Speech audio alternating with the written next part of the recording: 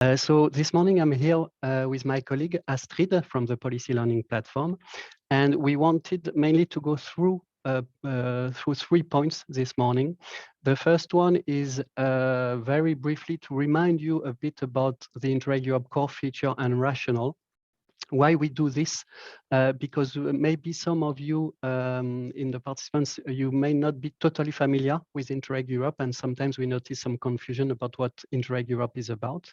But the second reason we want also to explain you a bit what Interreg Europe does, it's because if you have a clear understanding of this rationale, then it becomes clearer how Interreg Europe could indeed contribute to an initiative like the New European Bauhaus. But then in a second point, we will come more concretely to the subject of today. So explaining in general terms how we see the contribution of Interreg Europe to the NEB. And then I'll pass the floor to my colleague Astrid, who will go in more concrete illustrations from the 2014-2020 period and give you a few examples of practices from our projects. So if I start with the core features, I'll start with the overall objective of Interreg Europe. And what you see on this slide is simply an extract from the regulation. So it's really the official wording of the regulation. We have a very ambitious objective in this program because we are there to improve regional development policies, including investment for jobs and growth programs. And already there, I would mention a characteristic of Interreg Europe is that we are supposed to work quite closely with the mainstream programs, which makes us a bit different from other ETC programs. It's, of course, an improvement of policies that in very various contexts. It can be even at the city level, municipal level, but the regulation asks us also to try to help for a better implementation of the mainstream programs. And how do we do this? We do this mainly through capacity building, exchange of experiences, and everything related to the identification and transfer of good practices. So all this wording may sound quite abstract to you. In reality, it's very simple, this program. It helps policymakers to find inspiration, to find new solutions to the issue they face in their region. And how we do that? We do that by exchanging with other policymakers from other regions that face similar challenges. It's all about not reinventing the wheel and transferring what works well in Europe. The reason why I'm insisting on this rationale, it's because it means that Interreg Europe is very different from the cross-border and transnational program. First, we are mainly dedicated to public authorities and to policy authorities, to policymakers. They are really our core target group. For instance, we cannot finance directly the private sector in our program. And the second element, compared, for instance, to Julia was mentioning the urban innovative actions, we are not financing investment. We are not directly implementing solutions on the ground. We are not financing research neither. We are there to focus on exchange of experience and to build on existing experiences. And you see already there that this makes us quite particular. We are perhaps even closer to URBACT or to Interact even than to any other cross-border or transnational cooperation program. If you look at the program scope for the new period, it becomes very broad because due to this rationale, we have only one priority, which allows the program to cover almost all topics of the cohesion policy and the new regulation, what we call the policy objectives. And you understand when you look at the NEB, and the NEB has quite an integrated approach, mixing a lot of different ingredients, you already see that this very broad coverage allows us to also cover several aspects of the NEB concept. There is also a strategy of the program to allocate the majority of the funding on certain policy objectives. You see there the smarter Europe, greener Europe, and partly also more social Europe. This is a strategy that was adopted by our partner states. How we do, what are the actions to achieve this ambitious objective? We are, like any other Interreg programs, we are financing projects. So this is very typical, of course, of ETC programs. I will not develop this too much today. I think anyway, Astrid will give you a few examples coming from the projects. You also have access on a video from the PowerPoint that you will receive later, so that may be the best. What I would just say on the projects is that we are quite demanding with the partnership of our projects. In particular, we are more and more demanding with the direct involvement of the policymakers as partners. That's one point. But the second element, which also is, I think, different from other programs, we more or less impose now a broad geographical coverage, a pan-European coverage in the partnership, and also a mix between less and more advanced regions in the consortium. And I'll explain you a bit later why this is also an important element in the context of the NEB. And we have also another action in this program, which is called the Policy Learning Platform. It's another unique feature, I think, of Interreg Europe. And it's very easy to understand. We are currently financing 258 projects, and you can imagine that we receive so many good content. We have so many interesting practitioners involved in all these initiatives. It's very pity not to further exploit all this knowledge and all this community that we have with us. So that's the reason why we have developed this platform to make this knowledge, these people, this expertise available to anyone interested in Europe, to other policymakers in Europe, and in a way to open up the benefits of the program to all. And the way the platform do that is through three main services. First, it produces a lot of knowledge. We have a good practice database. We have several policy briefs on various subjects related to the cohesion policy. But the platform also organized a lot of events where people can meet and where we foster the networking among practitioners working on similar issues. And the third service, which is the most elaborated service, is the expert support. We can go up to accompanying some regions, for instance, through peer reviews or matchmaking session, and bringing them the right peers, the right experts, so they will find new solutions to a specific issue they are facing in their regional development policy. So you see the scope of services is quite broad with the policy learning platform. If I come now more specifically on the way we see the Interreg Europe contribution to the NEB, I would first start with the current period, or the period that will end very soon, the 2014-2020 period. When you look very quickly on the 258 projects, you realize that at least 20% of this project, the issue they address, is already very relevant to the NEB, to the new European Bauhaus. I have put on the left side, you see this kind of topics, but we have a lot of projects on circular economy, on open innovation, and everything related to consultation with the right stakeholders in the process of developing new products or new projects.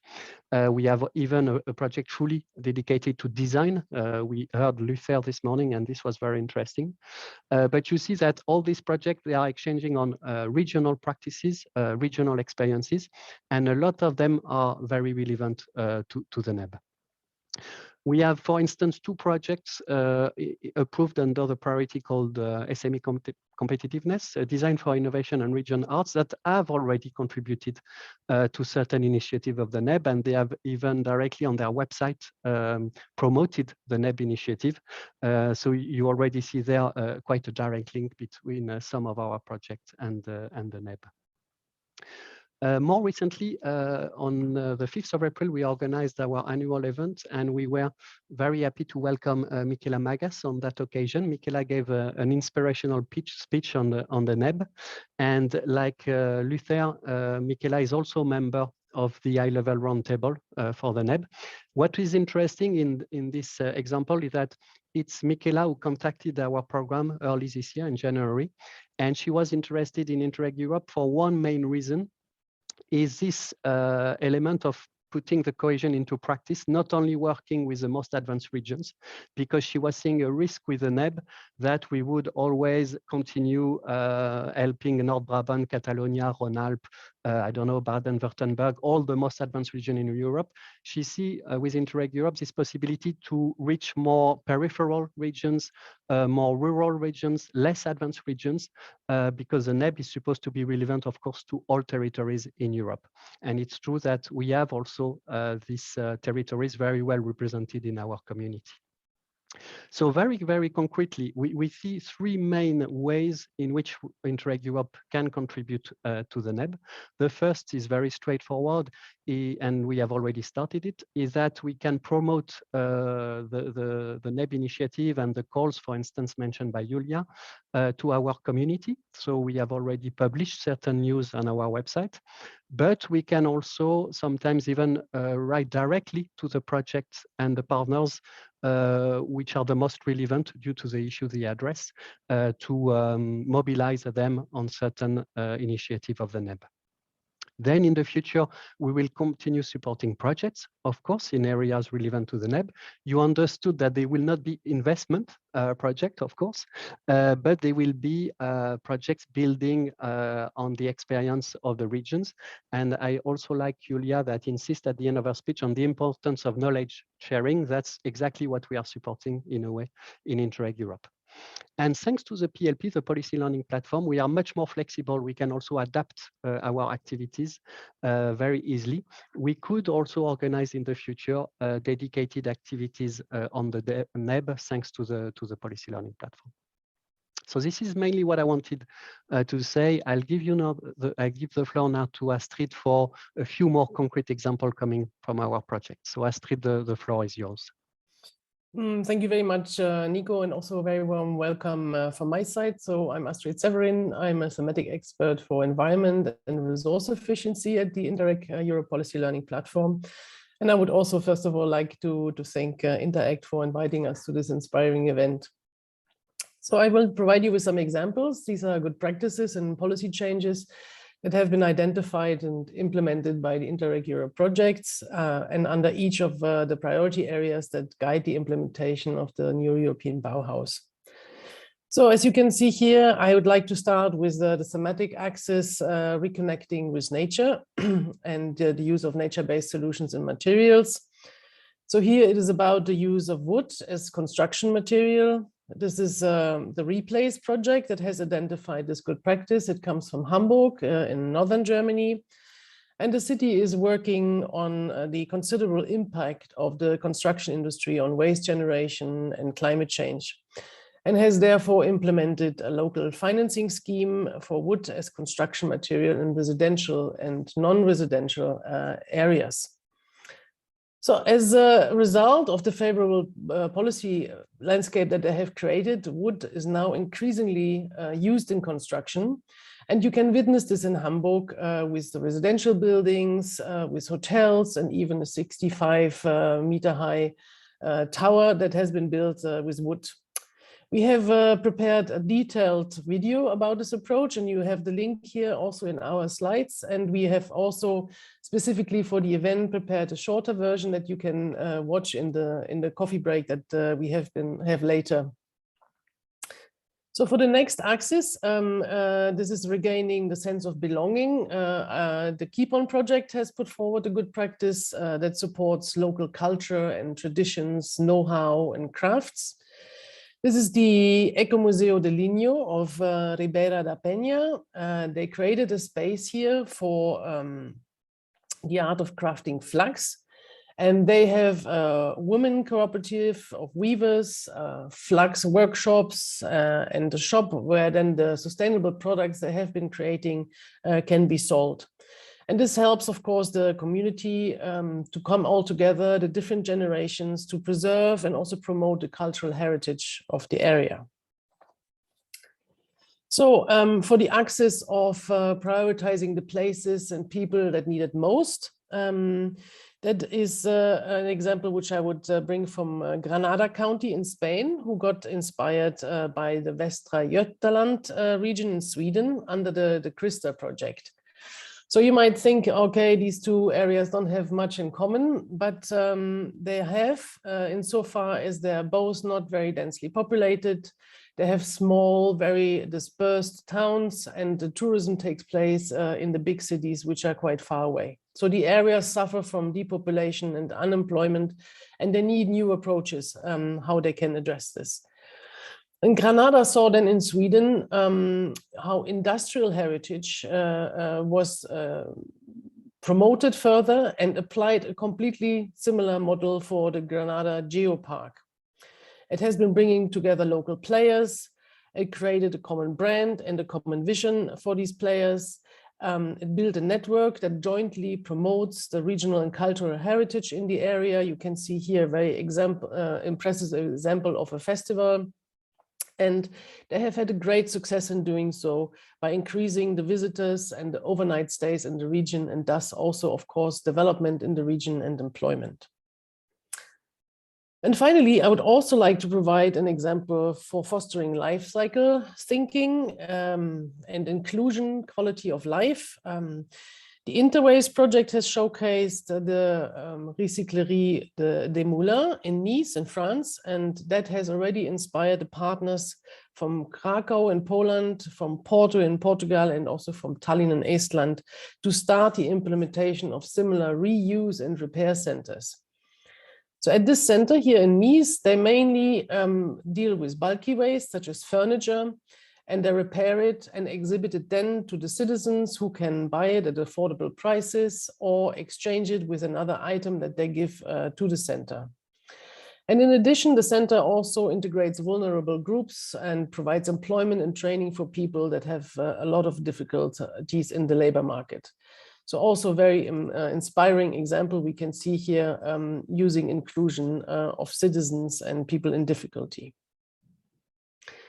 So as Nico already mentioned, we have an extensive database of good practices, and you have just seen 4 small examples here, which I hope are inspiring for you as well.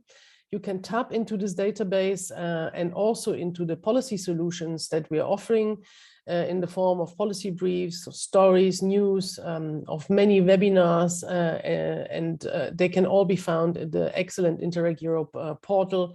You see here the links, and we invite you to browse through it.